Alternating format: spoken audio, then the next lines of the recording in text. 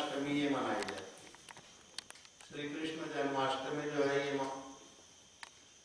अपने बहुश्रुत कि भगवान कृष्ण, सदगुरु कृष्ण, इनका जन्म जो है मध्य रात्रि में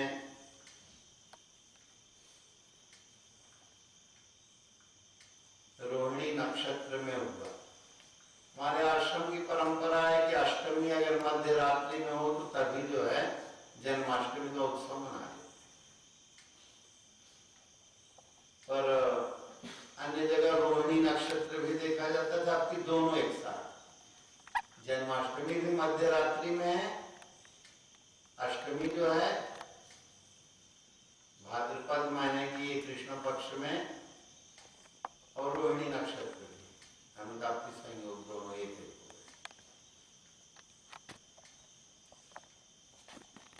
गए। यथार्थ जन्माष्टमी ये तो एक पर्व मनाने का एक ढंग है।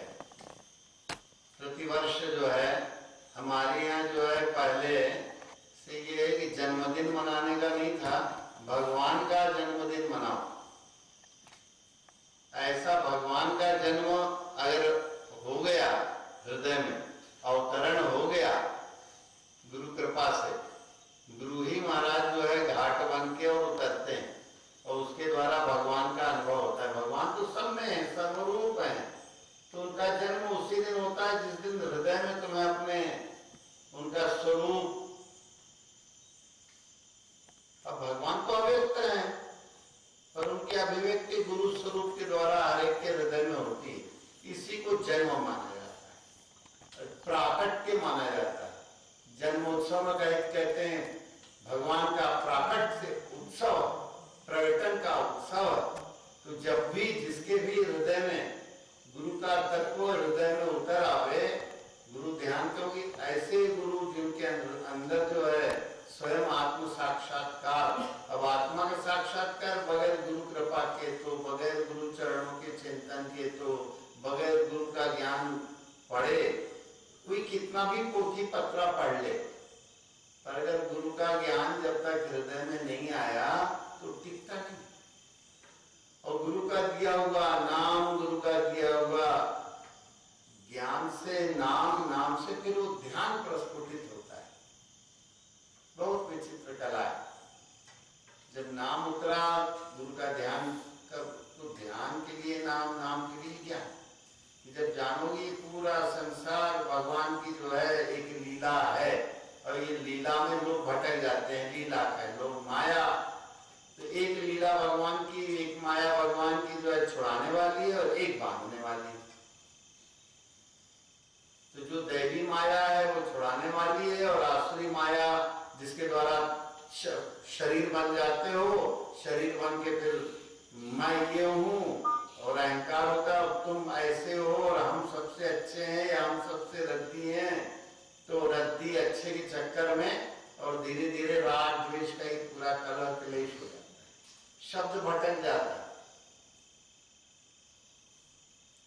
फिर जो है अगर कहीं भगवान का जन्मोत्सव, प्रगटोत्सव तभी होता है, हमेशा बंदी ग्रह है, जीव जकड़ा हुआ है शरीर की वासनाओं, अभिमान और अभिमान से।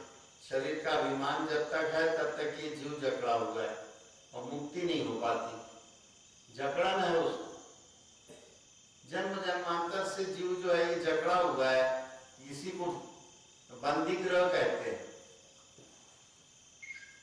अत्यंत ममता होने के कारण मामा कंस मामा की जकड़नों में ये जकड़े हुए हैं। इसके जो है दैवी संपत्ति होगी तो छुड़ाएगी, आसुरी संपत्ति होगी तो फंसाएगी।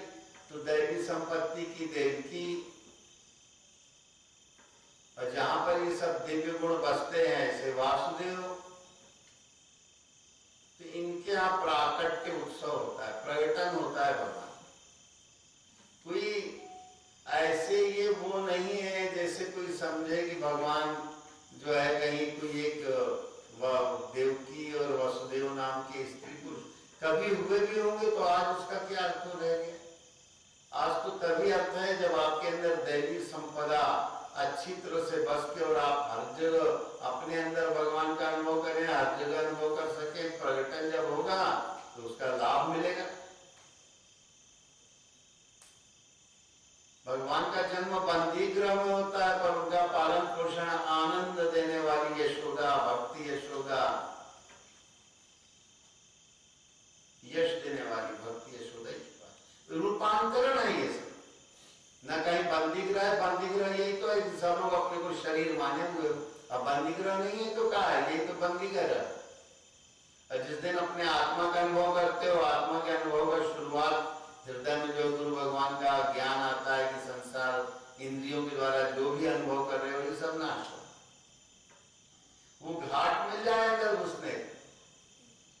गुरु की कृपा होगी, कोई पूर्व का पुण्य होगा, पुण्य पुण्य भी मिले ही न संता। जब बहुत पूर्व का पुण्य हो तब पुण्य जागृति होती है। तो कभी संत सदगुरु ऐसे जो भी कोई संसार से उद्धार कराने वाली जिनके पास वो प्रक्रिया है, तो उनके द्वारा ये प्रक्रिया बनती है। और किसी के अंदर ये हो कि हे भगवान, कई जन्मों से इस बंदी ग्रह में रह चुके, अब एक बार जो इससे मुक्त हो। अब मुक्त कैसे होगे? जितना ध्यान करने की कला विकसित हो, और जितना ध्यान करने की कला विकसित होती जाएगी उसमें जो है ऐसे नहीं हो जाएगी, परीक्षाएं भी बहुत होंगी। भगवान प्रकट हो गए, पहुंच गए भक्ति, तो कंस जो है कहेगा हमसे चोरी चोरी जन्म हो गया, मैं जान नहीं पाया। तो कंस माने मैं किसका अंश हूं? ये भ्रम कराने वाला। मैं तो ये थोड़ी है कि मैं भगवान का अंश हूं, मेरा फलाना कुल है, मैं फलाना राजपूत हूँ, क्षत्रिय हूँ, फलाना बनिया हूँ, फलाना सुनार हूँ, फलाना बाढ़ई हूँ, फलाना सिलाई करने वाला हूँ, फलाना जो है ताम्रकार, ऐसे तमाम ऐसे भ्रम। कोई कहीं वो पैदा हो गया, मैं कहीं फलाने देश का हूँ, अमेरिका का हूँ, जापानी हूँ, चीनी हूँ, मेरी ये वेशभूषा है, मेरी ये भाषा है, उसका अहंकार कर बैठा। और जिसका अहम करना था, जहां अपनी पहचान करना थी मूल तत्व की, वो नहीं कर, तो बंदी ग्रह हो गया।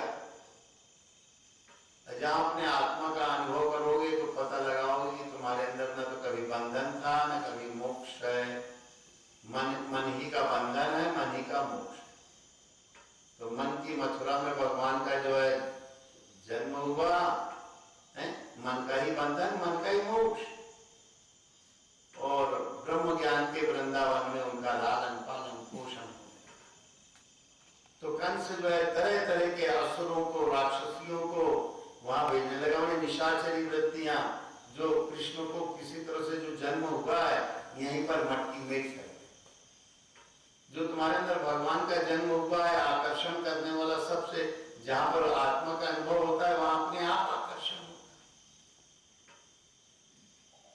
जो भी ध्यान भजन की प्रक्रिया में उतरेगा, आकर्षण उसके अंदर होता जाएगा, फिर राजद्वेष से मुक्त होता जाएगा। गुरु कृपा उतरती जाएगी, राजद्वेष से मुक्त होता जाएगा। ऐसी गुरु कृपा उतरे कि उतरते उतरते प्रहार भी खूब होंगे माया के। अब भगवान अंदर से जो है एक माया से प्रहार भी देना, और एक माया से अंदर हाथ सवार दे तो अंदर से हाथ भी देंगे, और बाहर से चोट भी करेंगे। गुरु कुमार शिष्य कुंभ है, गड़ी गड़ी का आड़े कोट, कहीं बुखार आया, कहीं ये अपमान। तो अगर वो अपने को शरीर मानेगा तो अरे बड़ा अपमान हुआ रे, अब भूल जाएगा भजन। हाँ का अपमान कहीं, शरीर का अपमान कोई कर सकता है, आत्मा का अपमान तो कोई कर नहीं सकता। लोग कस गए, जकड़ गए बंदी ग्रह में। शरीर माने, फिर ये संबंधी, फिर वो संबंधी, फिर ऐसा हुआ, फिर वैसा हुआ, जकड़न बढ़ती चली गई दिन दोनी रात। कि जकड़न से कैसे मुक्त हो, ये बहुत बड़ा प्रश्न है। ऐसी जकड़न से मुक्त होने की क्रिया का नाम ये जन्माष्टमी का पर्व है। जन्माष्टमी कोई और नहीं है, जन्माष्टमी इसी प्रक्रिया का नाम। कैसे मुक्ति हो, इस मुक्ति की प्रक्रिया को ही जानना जो है, यही जो है कृष्ण की लीला है। एक लीला तो बांधने वाली है, माया वाली, इंद्रियों के आधार वाली। इंद्रियों के ज्ञान से जो भी अनुभव करोगे, अगर कहीं सेवा संभूत कर दो तो वही इंद्रियों का ज्ञान जो है फिर तुम्हारा जीव बचाने वाला। अगर कहीं जान जाओगे जो भी हमने आज तक सुना, ओम के अतिरिक्त कुछ नहीं सुना, जो कुछ सुना ओम ही सुना, ओम ही सुनेंगे। तो अभी कोई भजन गा रहा था कि ये माया है, माने जो है नहीं पर हुई जैसी लगती है, इसमें ना तो कुछ लेके आए थे और न लेके जाओ। जीवन भर जब तक जीव रहता है इसमें शरीर में, हाय हाय हाय हाय मचाया रहता है। और इधर से जन्म का कार्य पूरा हुआ, वासनाएं अगले जन्म के लिए ले। शरीर यात्रा तब पूरी होगी जब जन्म मरण की प्रक्रिया, ऐसी शरीर छूटने की प्रक्रिया हो जिसके आगे शरीर लेना, वो जीवन सार्थक। जिस मृत्यु के पीछे जन्म न हो, वो जन्म सार्थक है जिसमें आगे जन्म न लेना। जब वासना इच्छा नहीं होगी तो फिर जन्म भी नहीं होगा। इच्छा ही जो है जन्म दिलवाती है, वासना ही जीव को जकड़े रहती है। इच्छा हमेशा ये बनी रहे कि आत्मा का अनुभव कहे, हे गुरु भगवान आपका ध्यान नित्य निरंतर सदा एक रस बना रहे, आपका ध्यान के अतिरिक्त हमारे हमको कुछ नहीं चाहिए, आपका ध्यान नित्य निरंतर बना रहे। और जिसके अंदर ऐसी क्रिया होगी वही इससे उभर पाएगा। फिर यही इंद्रियां जो है गोपियां बन जाएंगी। जब अंतर्मुखी होंगी, यही कान पहले बात सुन के एकदम तिलमिला जाता था, और यही कान कहीं से सुने तो लोग कहने लगे, कुछ लोगों को संग, अभी कई लोग तो खैर सत्संग में आते जाते हो तो पता है, हमें तो कुछ लोग कहेंगे कि भगवान कृष्ण की वाणी है 8वें अध्याय में, ये ओम को ही जो है घुटो, इस संसार में ये दुख का आलय और अनित्य शाश्वत नहीं है, ये सनातन नहीं है। शरीर से जो कुछ भी इंद्रियों से अनुभव करते हो, पर गुरु वचनों के द्वारा दृढ़ता करके और पार लगने का मार्ग पाते हो। कि जो कुछ भी हमने सबसे पहले अपना शब्द सुधार, गुरु का ज्ञान मिला तो पता लगा कि जो कुछ भी अभी तक सुना वो तो सब बकवास थी। असली शब्द सार शब्द तो यह है कि जो कुछ भी इंद्रियों से अनुभव ज्ञान है वो तो भटकाने वाला है। अब गुरु की कृपा से वो सब इंद्रियां गोपियां गोप बन जाएंगे, माने अंतर्मुखी हो जाएंगे। कैसे कि भाई परमात्मा का पवित्र नाम क्या है, तो अपने दांत के ऊपर दांत लगाओ और जीभ को नीचे वाले दांत की जड़ में लगा लो। जैसे जोंक चिपक जाती है तो दांत के ऊपर दांत लगाने पे नीचे वाले दांत की जड़ में अंदर से जीभ चिपक जाएगी। अब मुंह खोल लो, अब तो देखोगे तुम्हारे मुंह से कोई शब्द ही नहीं निकलेगा। ये जितने माया के शब्द जो तुमको जो है राग द्वेष भय उपद्रव फैलाते हैं, एक भी शब्द नहीं निकल पाएगा, क्योंकि लफड़ों को तुमने अरेस्ट कर दिया, बंदी बना दिया। जो तुम्हें बंदी बना रही थी लफड़ों, उसको तुमने वाणी को बंदी बना दिया गुरु कृपा से। अब कौन सा शब्द निकलेगा, तो सब लोग एक साथ उसको कहेंगे, जीभ लगाए के ही कहेंगे, ओ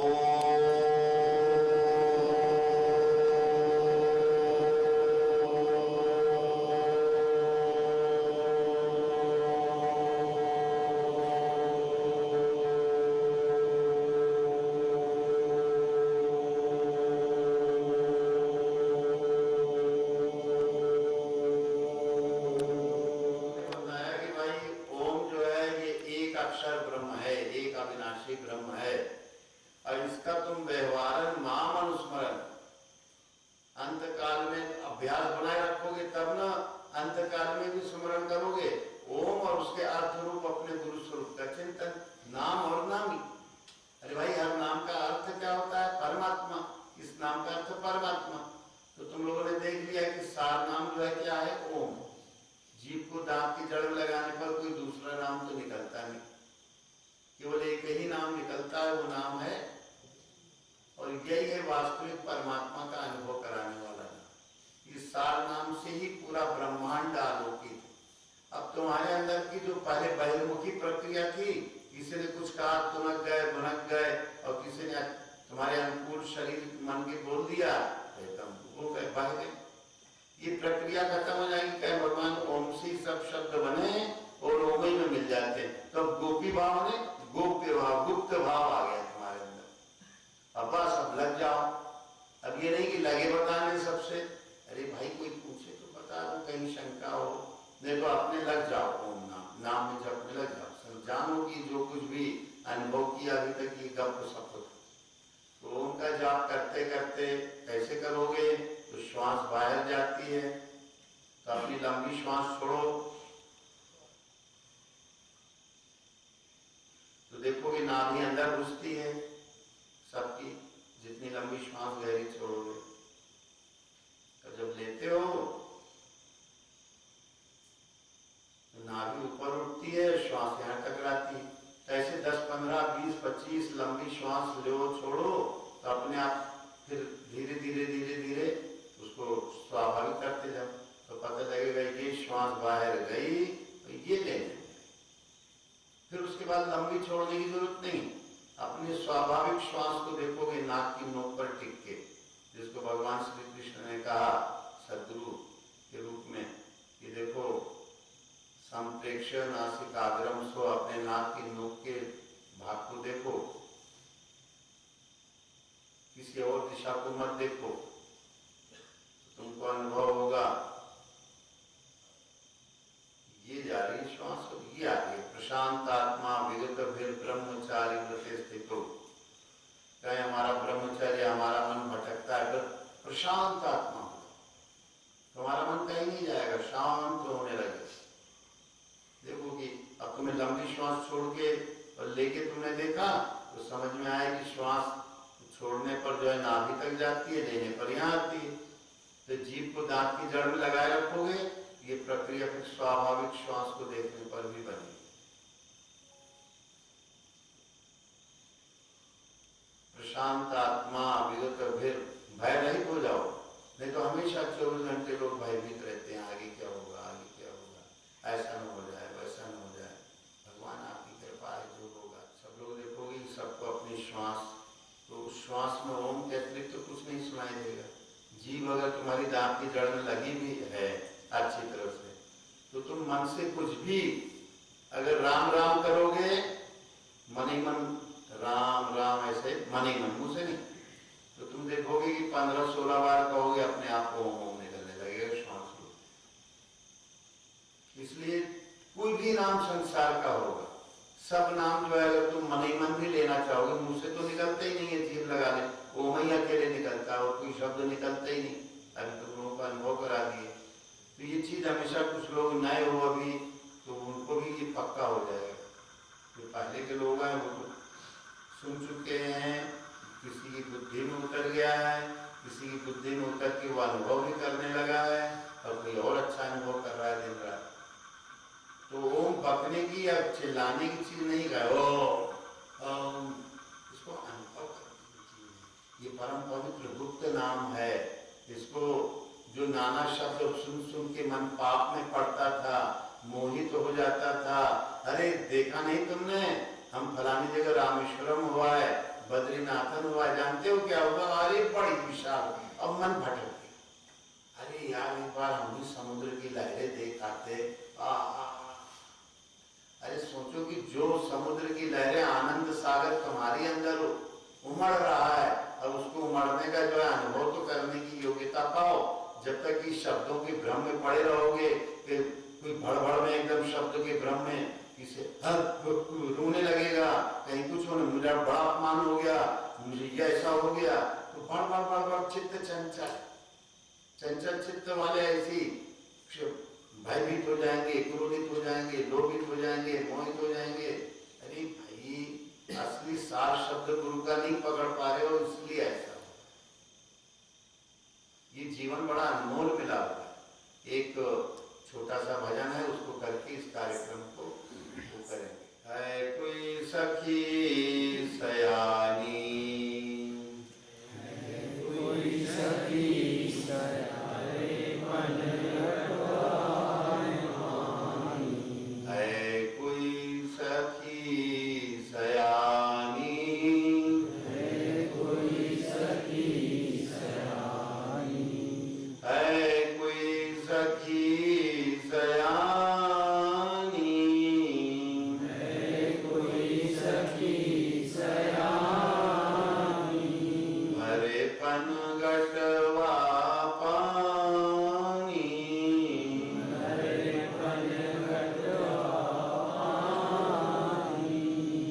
सतगुरु घाट अगम बड़ सागर, सतगुरु घाट अगम बड़ सागर, गैल हमारी जानी, गैल हमारी जानी। सतगुरु घाट अगम बड़ सागर,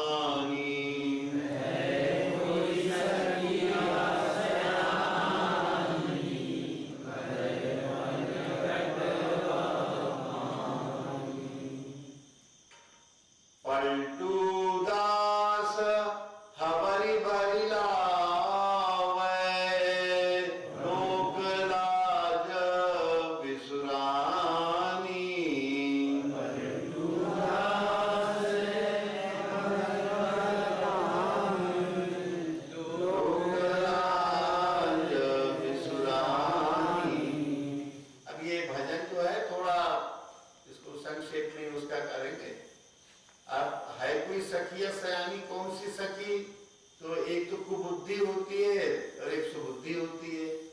रैली में कुबुद्धि सुबुद्धि संग रैली।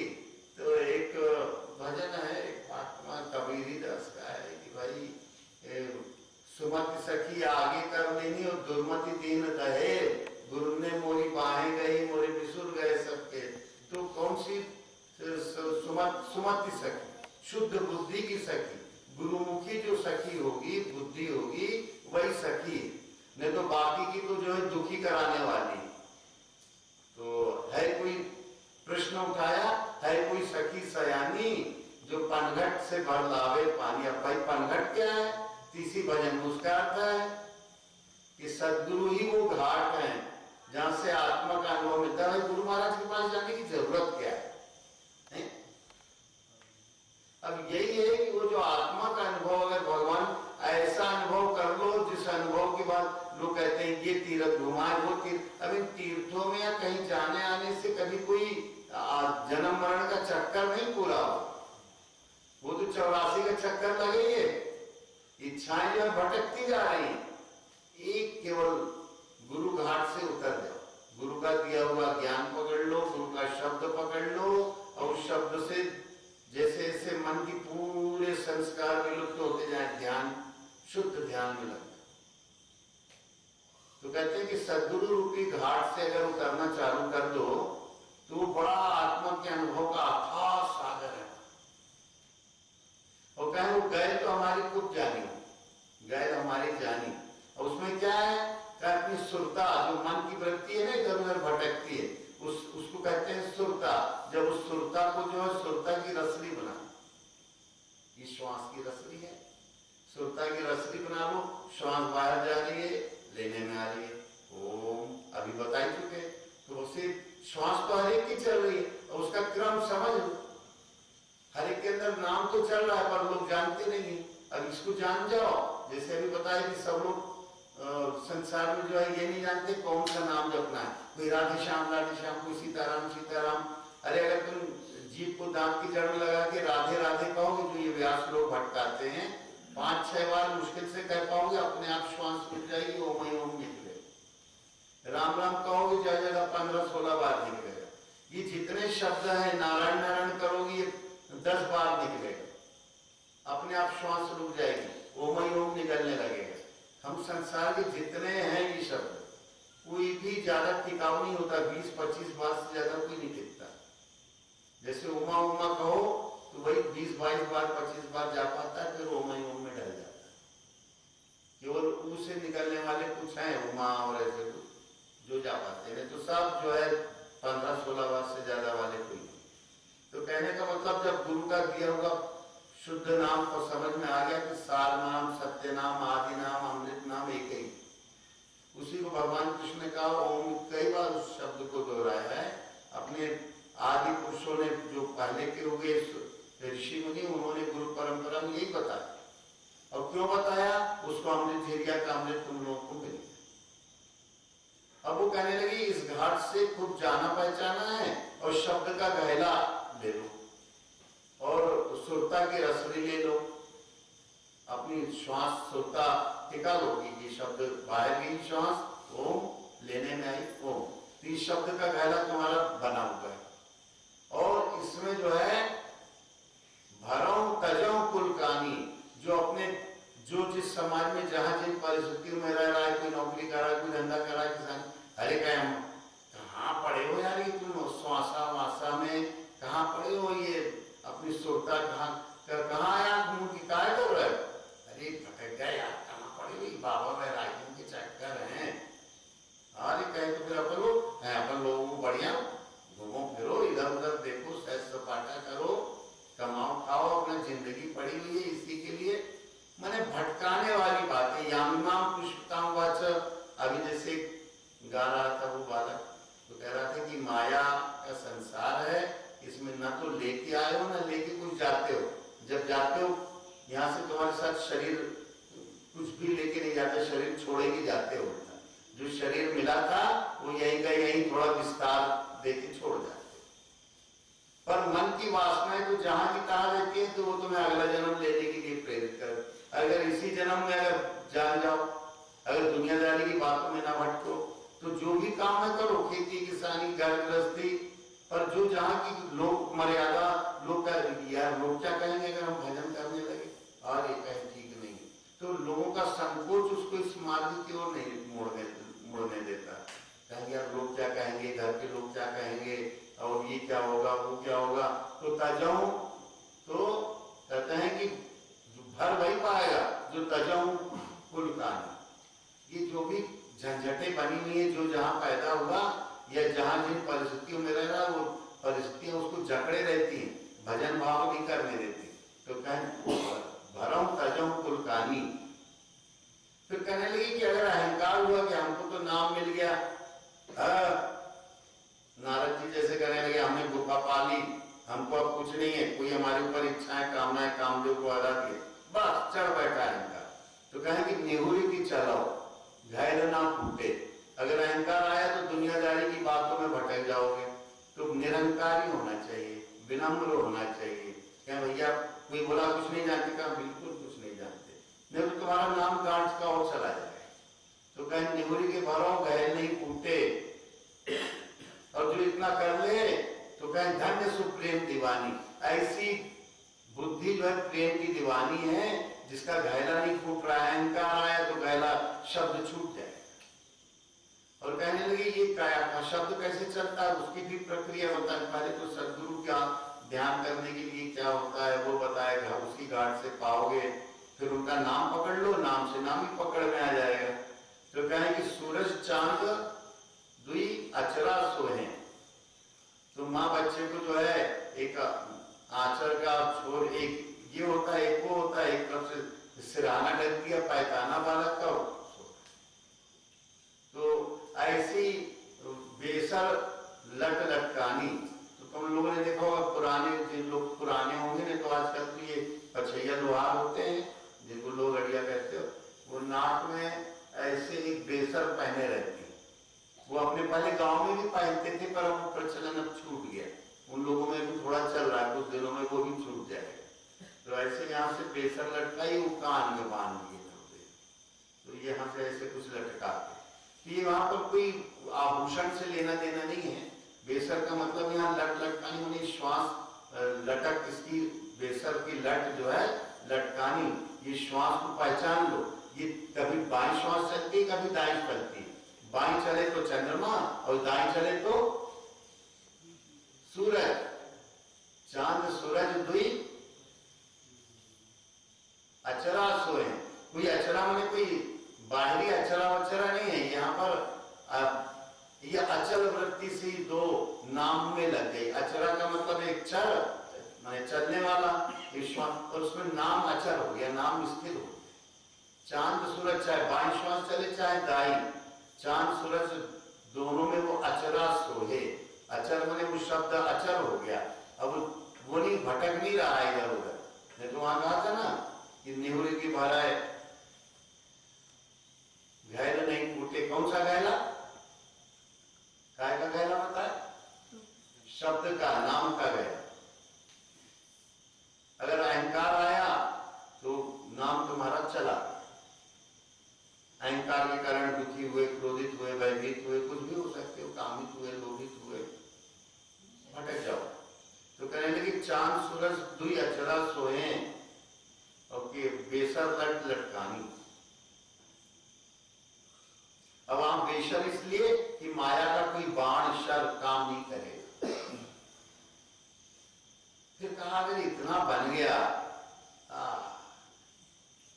कहीं चाल चले जैसे मैगल हाथी। कोई बाहर से चाल नहीं कि अकड़ की नोयों हाथी जैसे चलने लगे। बाहर से नहीं, क्योंकि बाहर से चलोगे घड़ी घंटा चलोगे और क्या होगा। कह लिया चाल चले जैसे मैगल हाथी, आठ पहर मस्तानी। इसका मतलब मन की चाल से। बाहरी चाल होती तो एक प्रहर भी न चल पाओगे, 3 घंटा झुमुक झुमुक चलोगे, जब तुम मान लो दिखावती। वहां कहते हैं कि 8 पहर, ये मन की चाल। मन जो पहले जो है इधर उधर दुनिया में चलता था, केवल उसमें ना शब्द में स्थिर 8 पहर मस्तानी। और पलटू दास, हवा की माने जल्दी जल्दी करो, देर मत लगाओ, लेकिन शरीर पता नहीं कब छूट जाए। छूटने के पहले पकड़ लो कला। शरीर न छूटे उसके पहले ही पकड़ लो ये कला। कल का क्या ठिकाना। सब लोग भजन तो गाते हैं पर भैया पकड़ो। या देही का कवन भरोसा उमसा माठा पानी। तो इस तरह से पलटू दास माने पलट जाओ, अंतर्मुखी हो जाओ। जो प्रश्न किया था, है कोई सखी सयानी, है कोई चतुर सखी। सयानी माने जो ज्ञानवान, अंतर्मुखी गुरुमुखी वृत्ति है कोई सखी सयानी जो भरे पन घटवा चले पन घटवा पानी। अब वही चल पाएगा जो जिसकी बुद्धि गुरु के सदगुरु घाट अगम बड़ सागर। सदगुरु का घाट जो है उसमें पहुंच जाओ तो बड़ा अगम सागर मिल जाएगा जहां से कोई जा नहीं पाता। सदगुरु घाट अगम बड़ सागर और गए ना हमारी जान। इस तरह से अब तुम लोगों को ये वाला भजन मिल गया तो भगवान कृष्ण का जन्म प्रकटन कैसे होता है इसकी क्रिया मिल जाएगी और तुम लोगों को वो सब मिल जाएगा जो मिलना चाहिए। इस छोटा सा भजन है और इसके ऊपर कितना भी करोगे समय कम है। अब भगवान का जन्म भी हो गया, जन्म हो गया, उन्हें तुम्हारे अंदर जब भगवान का ध्यान प्रकट हो जाए तो जन्म हो गया। बोलो सद्गुरुदेव भगवान की जय।